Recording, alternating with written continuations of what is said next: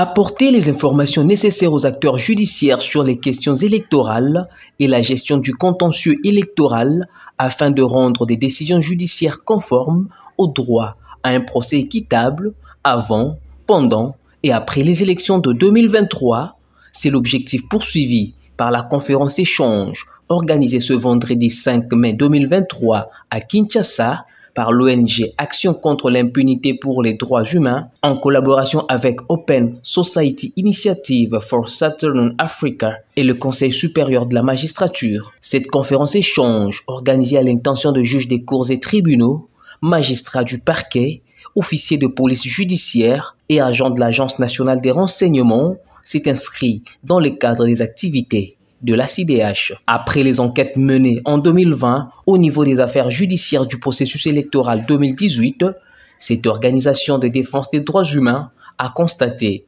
beaucoup d'atermoiements. En analysant les jugements qui ont été rendus, la CIDH dit constater que ces jugements n'ont pas respecté les différents principes d'un procès équitable. Et voilà qu'en 2023, nous nous approchons d'un autre cycle électoral et nous avons voulu d'abord susciter de l'intérêt pour les magistrats pour qu'ils s'intéressent à la question afin que les mêmes erreurs qui ont été commises ne se commettent pas, les mêmes irrégularités, parce que ces irrégularités ou ces erreurs ont entraîné beaucoup de violations des droits humains. Pour y parvenir, la CIDH et ses partenaires ont fait venir 3 panélistes, à savoir le professeur Jean-Louis Essambo, doyen de la faculté des droits à l'université de Kinshasa et expert électoral. Il est revenu sur le processus électoral et les spécificités de la procédure judiciaire y relative.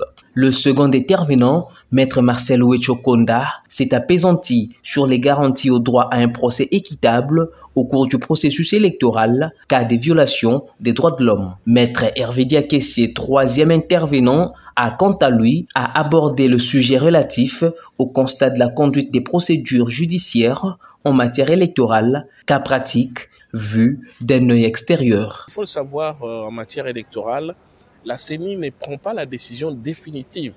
La CENI ne rend que publique des décisions provisoires. Mais les derniers mots reviennent à la justice. Et c'est donc auprès d'eux qu'il faut s'adresser pour rappeler leur rôle, pour rappeler leur pouvoir et nous assurer aussi qu'on les met dans des conditions décentes de travail et d'indépendance nécessaires pour nous faire échapper à l'arbitraire. Les magistrats ont déjà leur travail quotidien, mais en matière électorale, la question est très technique. Il faut, et nous insistons, qu'il y ait un budget pour ça, pour qu'il y ait des formations ou des colloques ou qu'il y ait des champs d'expérience pour qu'ils soient prêts au moment des contentieux à dire le bon droit. Une conférence échange purement informatif, la CIDH a annoncé prévoir un programme de formation qui sera mis sur pied pour les magistrats afin qu'ils puissent capter, saisir, connaître le processus électoral et les contentieux électoraux, mais aussi l'étendre dans les villes de Lubumbashi, Kisangani, Goma et Kananga pour susciter le même intérêt. Ces mêmes conférences, nous allons les faire malheureusement dans juste 4 autres villes pour susciter le même intérêt. Donc nous allons, avec les moyens que nous avons, pouvoir apporter cette information.